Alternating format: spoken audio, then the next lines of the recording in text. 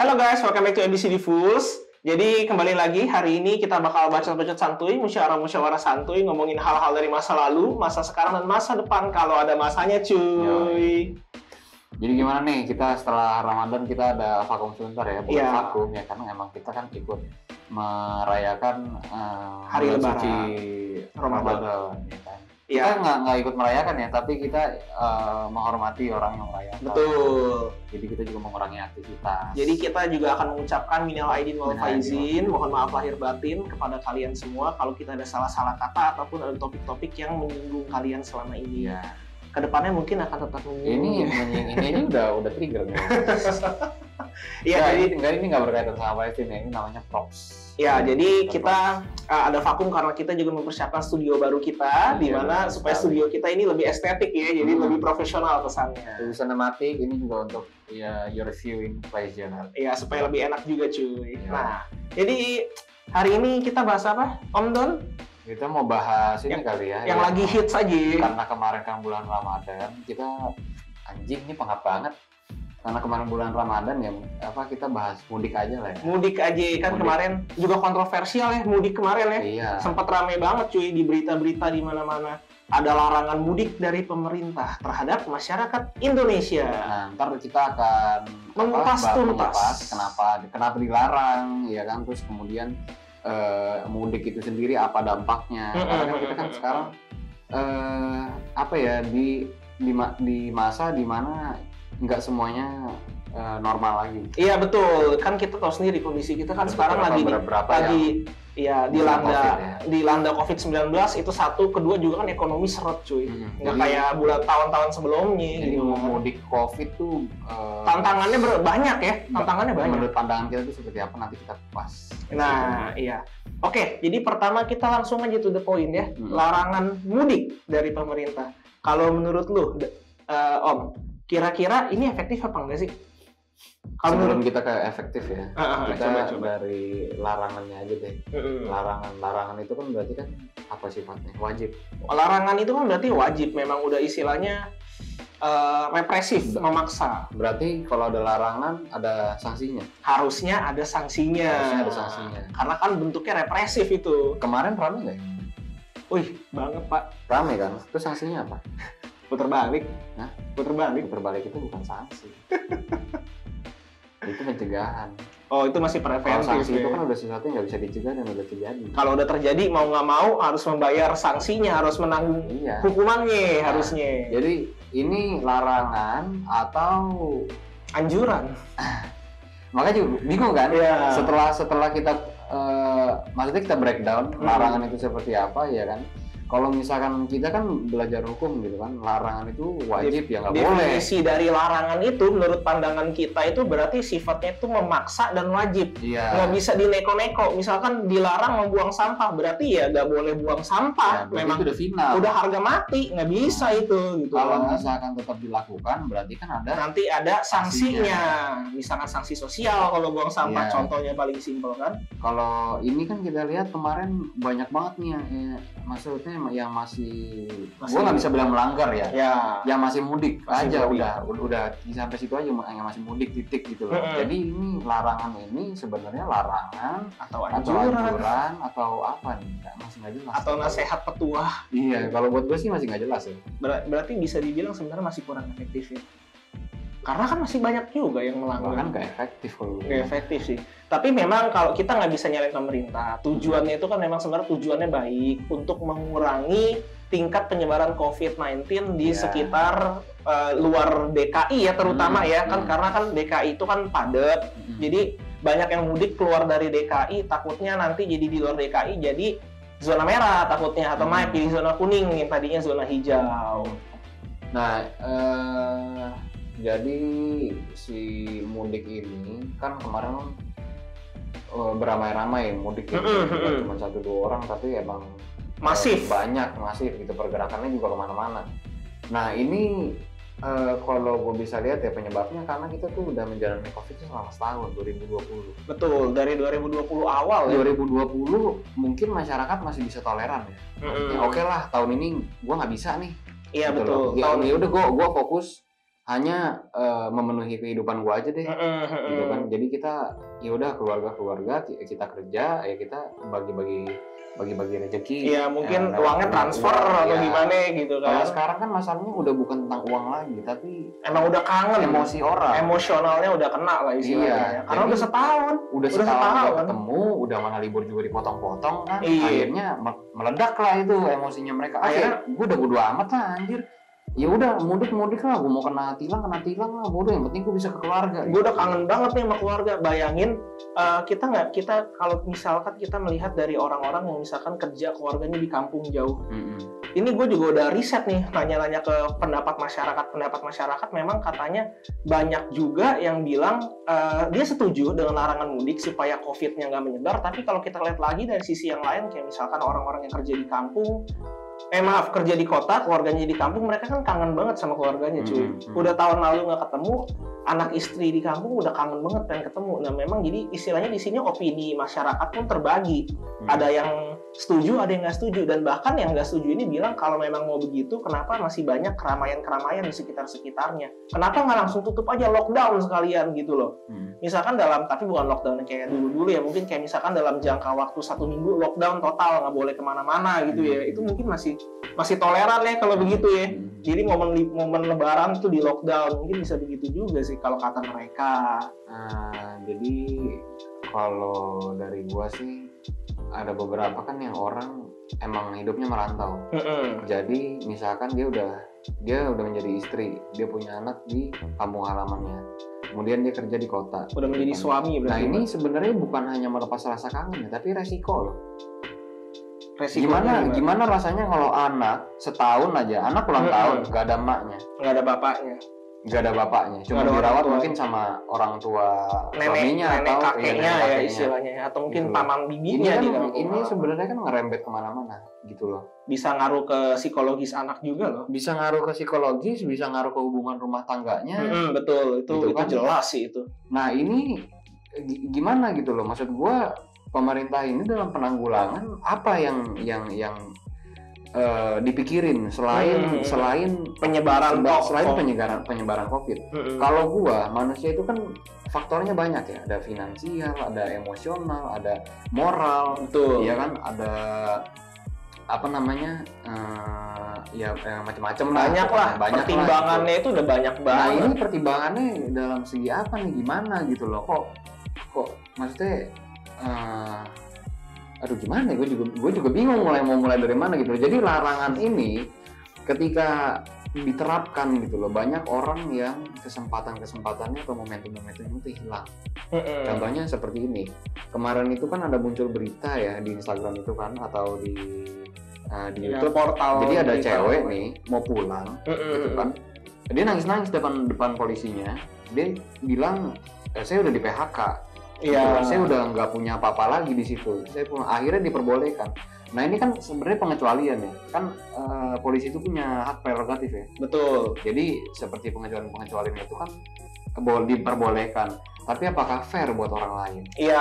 Karena mudik ini udah bukan artinya orang pengen ketemu, pengen happy doang. Iya. Udah banyak hal, momen-momennya udah banyak hal. PHK tuh yang pengurangan di industri ya, di kantor-kantor tuh banyak banget loh, masif loh. Sekarang istilahnya maaf kata kalau si ibu itu di kota mau ngapain? Bisa maaf kata ngegelandang, kata ya. Jadi larangan ini efektifnya nih untuk apa gitu loh? Apakah hanya untuk penyebaran COVID? Karena penyebaran COVID itu juga nggak perlu dilarang-larang kok. Nah, gimana tuh? Coba jelasin dong. Kalau menurut gue ya, jadi selama ini kita kena COVID, gue tuh mulai memahami COVID itu punya 4 circle ya. Circle inti itu seperti nukleusnya kan, itu hitam warnanya. Zona hitam. Kemudian dia ada merah, ada kuning, ada hijau. Ya. Ini kita lihat aja sebagai kayak misalkan kita main apa sih? Dart. Kalau nggak main panah itu kan ya, ada targetnya kan. Dan kalian lihat semakin keluar circle itu semakin tipis. Gak mungkin circle semakin gede, berarti targetnya gede banget dong. Iya. Kan? Jadi susah nanti. Kalau targetnya gede jadi gampang, Bambang. Oh ya kan, ya oke lah lanjut. Ya, jadi semakin keluar circle itu semakin kecil. Kalau gue melihat suatu pusat ya, misalkan Jakarta lah contoh. Jakarta itu kan udah merah. Iya, masuk Lokasi kategori merah. Sedangkan yang di sekeliling-keliling Jakarta itu ada yang kuning, ada yang hijau. Yang outernya mungkin yang daerah apa namanya pedesaan itu masih hijau karena mereka punya apa yang namanya interaksi arus bolak-baliknya tuh sedikit gitu loh. Dan juga interaksinya masyarakat yang di desa itu kan istilahnya mereka doang. Jadi yang terpapar COVID pun pasti masih terlacaknya dengan mudah, pengobatan juga mudah karena maaf kata mungkin penduduknya nggak sepadat yang di kota-kota besar ya bisa dibilang ya. Benar. Jadi kalau gue lihat kenapa pemerintah itu masih kekepin yang merah tuh di merah? Maksudnya yang merah ini orang sembuh, iya, masih bisa kena. Karena zonanya merah semua. Iya, karena baru sembuh, ketemu orang lagi, merah lagi, masih di zona merah itu kena lagi. Kalau misalkan satu hijau ke merah, udah pasti merah. Tapi belum tentu yang merah ke hijau, merahnya menyebar. Iya, merahnya terpecahkan. Karena kan ada yang namanya isolasi mandiri. Kalau misalkan merah ke hijau, ternyata mereka positif, itu kan bisa diisolasi. Iya, disembuhkan di sana. Jadi ketika kalau gua ngelihat patternnya adalah kalau misalkan ini mudik ini tidak dilarang, mereka itu kan yang dari pusat itu akan disperse. Iya. Disperse itu pecah ya, menjadi fragmen-fragmen kecil. Kalau kalian lihat Jakarta misalkan segini, ini Pulau Jawa nih ya, gitu loh. Terus ini Jakarta nih di sini nih. Terus mereka tuh disperse, jadi merah-merah kecil itu menyebar ke yang hijau-hijau, gitu loh. Nah, mungkin bisa menyebar gitu loh, maksudnya ke keluarga-keluarganya apa segala macam. Nah ini di mana sebenarnya seharusnya kalau menurut gua pemerintah itu menekannya bukan di zona merah, menekannya di zona hijau agar yang hijau tetap hijau. Jadi iya benar sih, istilahnya begini loh guys, gampangnya itu kalau misalkan dari orang hijau, zona hijau masuk ke zona merah, pasti dia jadi merah. Tapi kalau zona merah yang tadinya padat ini terpecah ke zona kuning atau ke zona hijau, amannya zona hijau lah ya. Kalau terpecah ke zona hijau, otomatis kan nanti di sana belum tentu penyebarannya masif. Iya, belum tentu si zona hijau ini langsung berubah jadi kuning atau jadi merah. Karena kan merahnya itu orang segitu terpecah. Jadi yang merah gede kalau ditekan susah, iya kan? Ini jadi merah kecil-kecil. Iya, merah kecil-kecil lebih mudah ditekan. Merah kecil-kecil lebih mudah ditekan. Ketemu hijau yang besar, otomatis jadi hijau juga karena merahnya kecil. Nah, jadi si merah yang kecil-kecil yang diisolasi, mereka udah sehat, ya udah.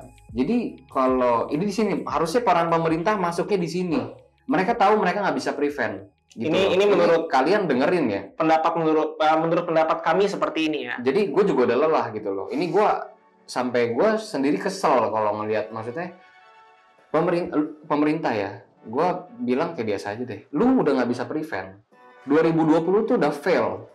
Nggak ada yang bisa dicegah. Ya, 2020 istilahnya sudah kebablasan. Itu udah fail, itu udah tahap fail, di mana preventif lu itu udah nggak berjalan.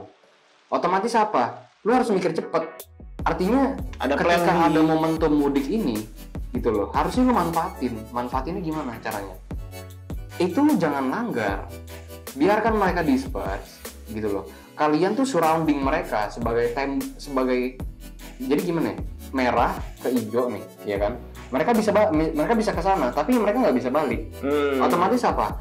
Kalian tuh punya waktu untuk mengobati yang merah ini. Iya, untuk yang merah ini karena jumlahnya jadi lebih sedikit, ya kan? Karena mereka terpecah.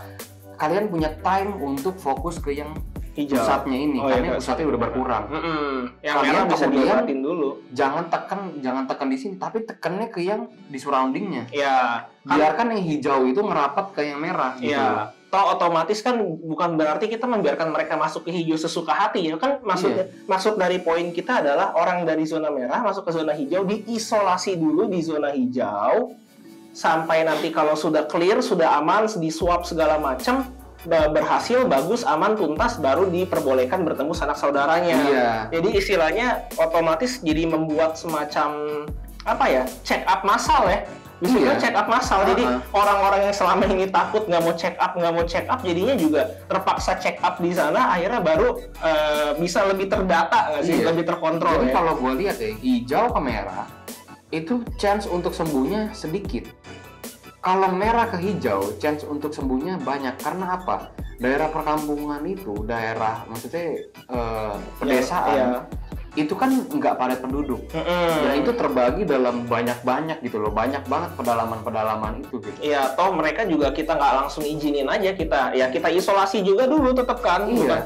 Kita swab test dulu atau antigen, atau mungkin kan Genos ada teknologi baru ya, Genos yang katanya belum berjalan karena mereka ditempatkan di misalkan fasilitas umum. Oh iya. Kereta api. Ya tapi bisa diberdayakan juga nggak sih sebenarnya kayak itu untuk bukan urusan kita. Ya, untuk cek dasarnya. Tapi kan ini kan kita hanya memberikan ide gitu loh, memberikan kunci masukan gimana caranya. Ini udah bukan tahapnya mencegah lagi gitu. Iya, kayaknya mesti cari akal lain nggak sih? Iya, kalian sebagai pemerintah tuh udah banyak banget waktu yang diberikan gitu loh. Setahun itu sebenarnya sudah banyak. Kalian mau COVID berapa tahun? Kalau kayak gini caranya. Kita gitu, disclaimer, kita di sini sebenarnya bukan bertujuan untuk mengkritik atau menjatuhkan pemerintah ya. Kita di sini hanya mencoba memberikan masukan. Gue cuman kasih masukan ke larangannya itu. Kenapa harus dilarang? Iya, kita memberikan masukan. Kalau semuanya dilarang, ini nggak boleh, itu nggak boleh, ini nggak boleh, itu nggak boleh. Takutnya ya di situ-situ aja udah. Emosionalnya meledak juga. Iya, jadinya manusia juga mulai gila, psikologinya ya bisa terganggu gitu loh. Itu salah satu faktornya. Faktor yang lainnya adalah yaitu yang gue bilang tadi. Jadi yang merah baru hijau dikit, kena lagi merah lagi. Ya. Pointless. Dan larangannya pun itu juga dari penerapan larangannya juga kurang efektif yang tadi kita bilang ya. Contohnya karena udah bukan masanya untuk larang-larang, mau nggak mau cari akal lain ya. Iya. Jadi jalan lainnya adalah apa? Represif. Bagaimana kalian sebagai pembuat aturan, pembuat hukum, ya kan, itu bagaimana merepress masyarakat yang udah nggak bisa di-prevent, gitu loh. Ini udah bukan masanya istilahnya prevent, kita udah kasih waktu. Iya, istilahnya bukan kita kasih waktu, memang waktu udah terus jalan terus. Waktu jalan terus gitu loh. Dan kita udah pakai masker setahun loh. Gue aja jujur ya, gue pakai masker setahun, kuping gue sakit, gitu loh. Nggak enak, nggak nyaman. Iya. Kita udah kasih waktu banyak banget gitu loh. Dan anggaran tuh udah hamburan anggarannya gitu loh. Iya, istilahnya kan bahkan kemarin aja kan kayak berita sampai bansos aja. Iya, ada yang korupsi. Gue jadi kesal gitu loh. Di sini kan istilahnya kita juga harus memperhatikan ekonomi negara juga ya. Jangan sampai duit negara kita masuk kepotong terus gitu kan. Bahaya juga untuk stabilitas politik ekonomi negara. Nah, jadi kalau gue melihat ya udah biarkan mereka disperse ya kan. Lockdown-nya jadinya bukan di merah lagi. Lockdown-nya gitu di kuning atau di hijau? Lockdown-nya gini, maksud gue gini. Lockdown-nya itu bukannya artinya merah nggak bisa keluar. Merah bisa keluar, tapi yang udah keluar nggak bisa masuk. Jadi yang safe tetap stay safe. Yang merah kita obatin dulu. Yang merah pelan-pelan diobatin. Karena apa? Kita buying time. Ketika mereka merahnya disperse, mereka udah masuk ke zona hijau. Mereka udah hijau. Kan? Mungkin mereka positif gitu. Itu satu orang itu aja butuh waktu untuk melakukan tahap-tahap pengobatan. Iya. Jangan sampai maksudnya gini loh, nanti ide tadi yang udah disebutin sama si Om, istilahnya udah hijau lagi nih, kan merah nih udah kepecah jadi ke hijau. Pas di sininya nggak diobatin, di merahnya pas mereka masuk merah lagi di sini, karena di sininya nggak diobatin. Sebenarnya ini hanya permainan waktu kalau gue bilang. Mereka kesana butuh waktu. Tarik ulur. Iya, mereka pulang kampung butuh waktu. Dari pulang kampung ke kota butuh waktu lagi. Itu kalian bisa beli waktunya dan lumayan loh. Bisa memanfaatkan waktu. Iya, gimana cara manage waktunya gitu loh. Jadi ya udah biarkan yang hijau di tempat hijau, yang merah itu karena jadinya lebih sedikit orangnya. Kan mungkin sedikitnya persentasenya kecil lah. Iya. Nggak signifikan banget, tapi itu kan momentum. Kalau kalian nggak bisa ambil momentumnya, ciptain. Iya. Apalagi larangan ini menurut gua bukan suatu cipta. Udah pusing kalau udah melarang. Udah bukan sesuatu yang harus dilarang harusnya. Ada juga hal yang unik. Nanti mungkin editor bisa tampilin di sini. Di Jakarta ada larangan mudik ya, tapi Ancol dan Taman Mini itu ramenya nggak ketahan sampai akhirnya karena udah terlalu rame ditegur sama pemerintah pusat, baru akhirnya pemerintah daerahnya nutup Ancolnya. Wah, itu speechless. Itu jujur kita kayak kebingungan kayak karena di dalam benak kita adalah ketika kita dilarang mudik, otomatis kita juga dilarang memenuhi tempat rekreasi yang jadinya terlalu padat dan bisa menimbulkan klaster-klaster baru. Tapi ternyata tempat-tempat wisata ini dibuka selebar-lebarnya gitu loh. Jadi kan kayak orang semua berkumpul di sana, kan ada video-videonya, fotonya di mana-mana itu kan di sosmed juga udah beredar banyak banget yang sampai penuh banget gitu kan Ancol dan tempat-tempat wisata itu. Nah, dari titik situ maksud gua, jadi mudik ini sebenarnya untuk ke keluarga apa untuk vacation? Kalau mereka keluarga, mereka masih bisa take vacation. Kalau emang cuma fokusnya vacation, ya gak bakal selesai. Betul. Kenapa orang dilarang mudik, Ancol dibuka? Nah, itu dia. Orang-orang mudiknya ke Ancol jadinya. Jadi kan sekarang logika berpikirnya adalah ketika orang dilarang untuk berpergian keluar kota, otomatis mereka karena memang mentalitasnya adalah ingin bervacation, otomatis mereka akan memenuhi tempat-tempat wisata yang ada di dalam kota. Iya dong, otomatis kan misalkan mau jalan-jalan ke luar kota nggak boleh mudik, ke luar negeri lebih nggak mungkin lagi. Ya udah deh, gue pengen jalan-jalan sekitar kita aja, ke Ancol. Ancolnya penuh langsung, Ancolnya nggak ditutup masalahnya. Jadi larangan ini sebenarnya kalau gue lihat adalah misuse. Ya, larangannya itu dipergunakan untuk subjek yang salah. Dan penerapannya juga istilahnya bukan apa ya bahasa, meleset. Loh, gini aja logikanya. Lu aja nggak bisa kontrol orang-orang yang mau pulang kampung. Gimana caranya lu kontrol orang-orang yang udah di Ancol? Iya, itu rada susah karena jujur aja dari awal-awal kita berpikir adalah waktu dibilang ada larangan mudik, pikiran kita yang pertama dan utama adalah mall pasti rame. Mall udah pasti rame. Diskon segala macam. Di sini kan pasti para pembisnis pasti ya namanya mereka tahu rame, ada uang datang pasti mereka sambut dong. Iya, mereka bikin diskon besar-besaran itu udah pasti. Demandnya gede. Demandnya lagi tinggi-tingginya, harga naikin kasih diskon cuan. Itu udah hal yang lumrah terjadi nggak sih? Nah, gini, gue potong sebentar. Gue juga agak bingung sama program pemerintah yang memberikan bantuan sosial berupa tunai ke tenaga kerja. Ini gue di sini nggak tahu ya. Ini gue di sini agak yang itu loh, Cuk, yang 1.200.000 itu, yang waktu akhir 2020. Oh iya. Gelombang-gelombang sekarang iya, masih ada. Gue iya. agak bingung nih ya. Maksudnya gini, kalian tuh kenal nggak sih sama masyarakat Indonesia ini? Gue agak lucu nih ngeliatnya. Masyarakat Indonesia ini kan maksudnya suka belanja. Agak boros ya. Agak boros, kebutuhannya banyak. Nggak dibilang agak boros juga enggak. Mungkin mereka hanya memenuhi kebutuhan. Nah, iya, kebutuhan yang harusnya dibantu, kalau menurut gue ya, tunai ini harusnya dialihkan ke sektor-sektor produksi, sektor-sektor industri, bukan tenaga kerjanya. Kalau lu kasih duit ke orang, yang pertama orang itu lakuin apa? Belanja. Ngabisin duitnya. Iya. Otomatis mereka kemana? Ya ke mall. Mallnya dapat untung, orangnya buntung. Ya, tapi kan kalau seperti itu sebenarnya tergantung orangnya, Pak.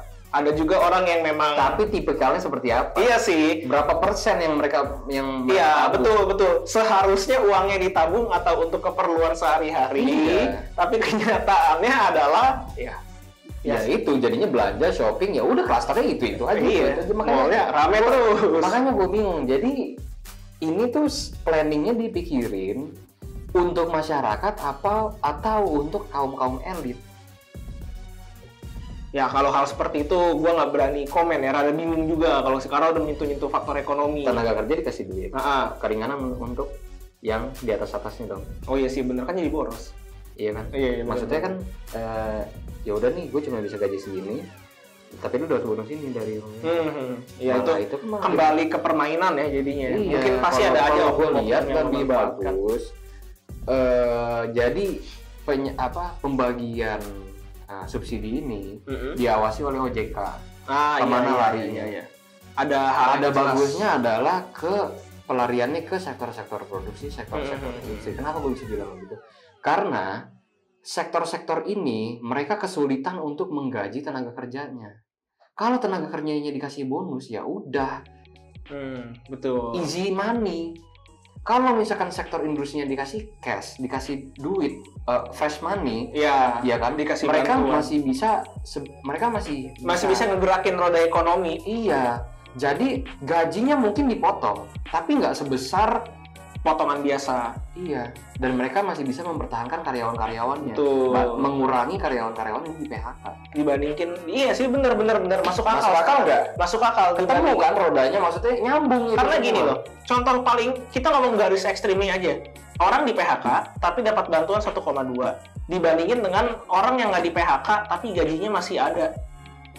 Easy money kan? Lebih mendingan nggak di PHK lah bagaimanapun. Iya. Karena kan istilahnya dia masih ada kerjaan. Kalau gini contohnya, detailnya gini, kalau di PHK otomatis orang itu tidak bekerja. Kalau orang itu tidak bekerja, otomatis sektor produksi pun tidak ada kegiatan. Sektor produksi tidak ada kegiatan, tidak ada pemasukan kepada ekonomi negara.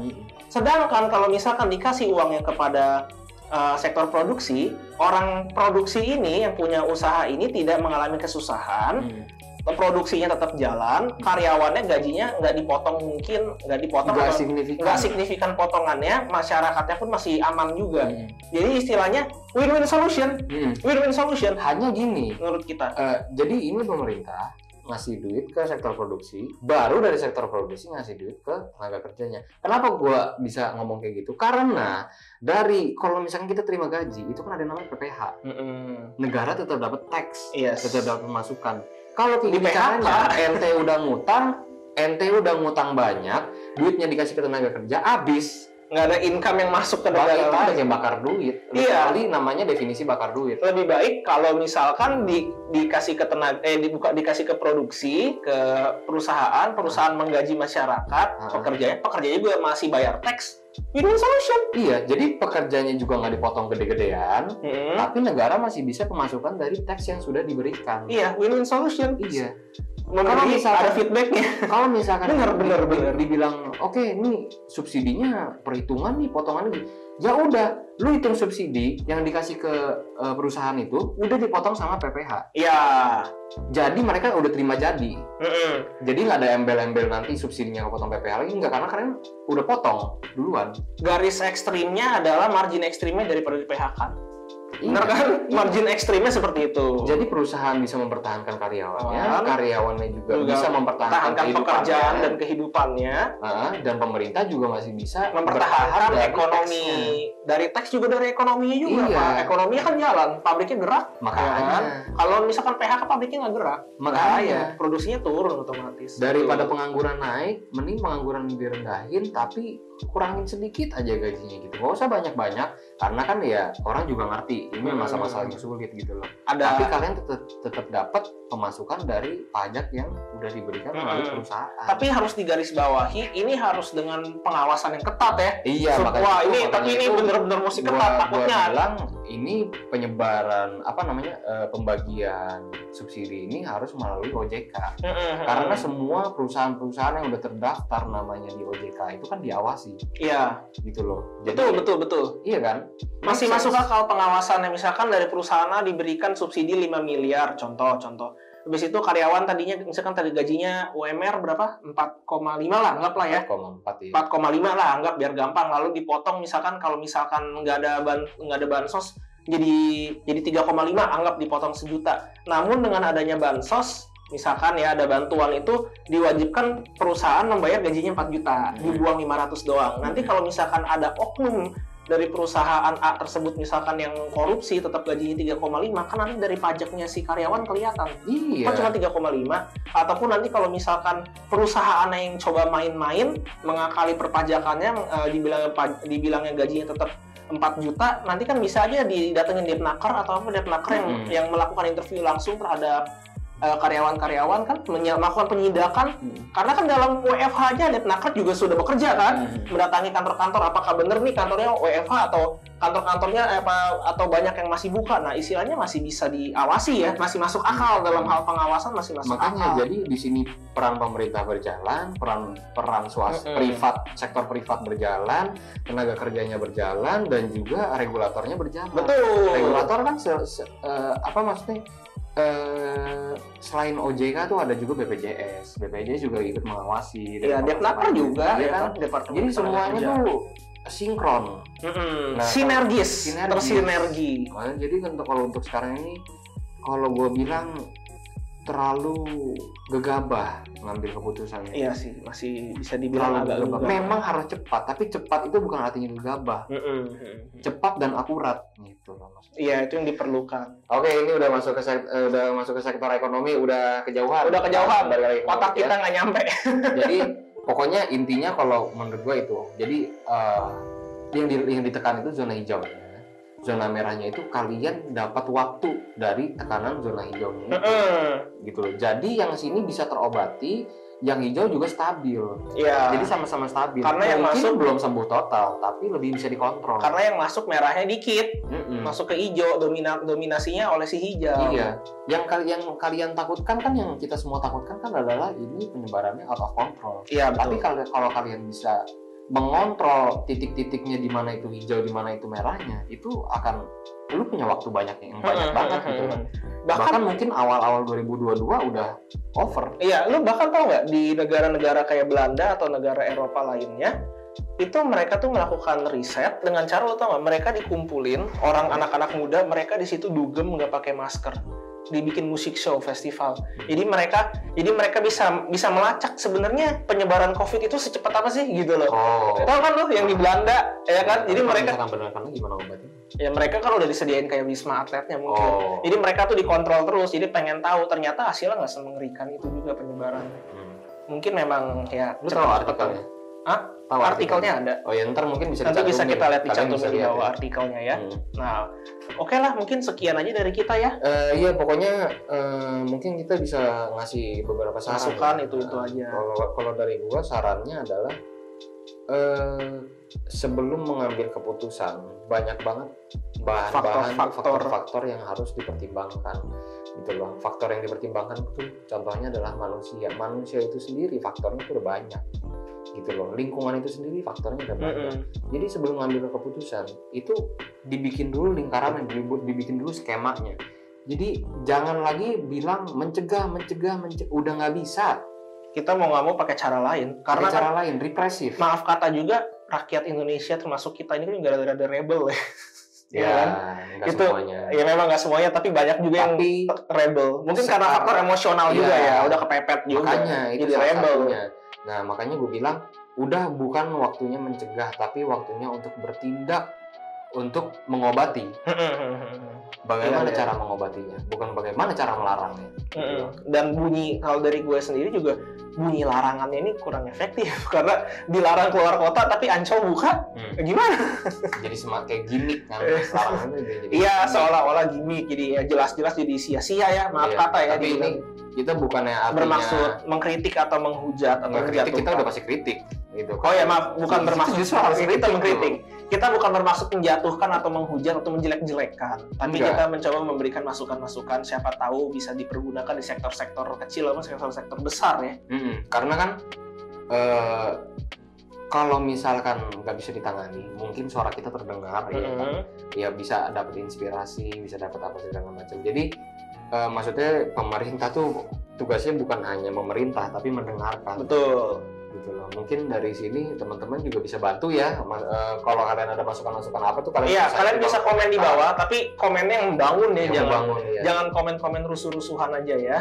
Nah, itu jadi dari komen-komen itu siapa tahu nanti ada yang idenya video untuk bahan kita obrolan ya. Iya. Dan bahkan kita bisa bedah juga ide-ide dari kalian. Iya, dan atau mungkin nanti siapa tahu kalau video ini bisa ada dari pihak-pihak berwajib yang melihat, bisa siapa tahu aja ide kita ataupun ide-ide kalian bisa dipergunakan untuk membangun Indonesia yang lebih baik dan lebih damai. Oke, sekian aja dari kita. Kalau kalian suka video kita, tekan tombol jempol ke atas dan juga jangan lupa subscribe, share video ini ke seluruh orang yang kalian kenal. Kalau bisa kasih tahu aja ke siapapun yang biar menonton video ini.